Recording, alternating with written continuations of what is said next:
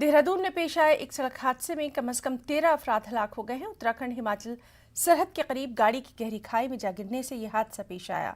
ओहदेदारों के मुताबिक गाड़ी पर 25 अफराद सवार थे। मरने वालों की तादाद में इजाफे का इम्कान है। कई जख्मियों की हालत तशवीशनाक बताई जा रही है।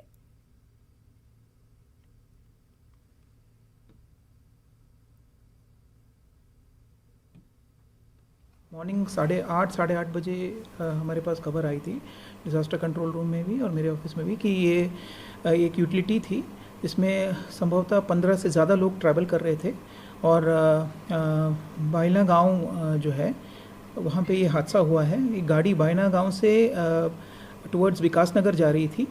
लगभग 13 कंफर्म डेड बताया जा रहा है और 2 लोगों को रेस्क्यू किया जा चुका है और गुलहाड़ जो पीएचसी है जो वहाँ से 7 किलोमीटर की दूरी पे है, वहाँ पे उन घायलों को एडमिट करा दिया गया है।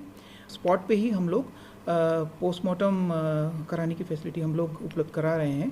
प्राइवेट यूटिलिटी व्हीकल थी, इसलिए जो आपदा के नॉर्म्स हैं उस पर लागू नहीं होते, लेकिन माननीय मुख्यमंत्री जी के कार्यालय से मैसेज प्राप्त हुआ है कि विवेकाधीन कोष में फंड डिस्ट्रीब्यूट किया जाएगा जो मृतक हैं और जो घायल हैं दोनों को।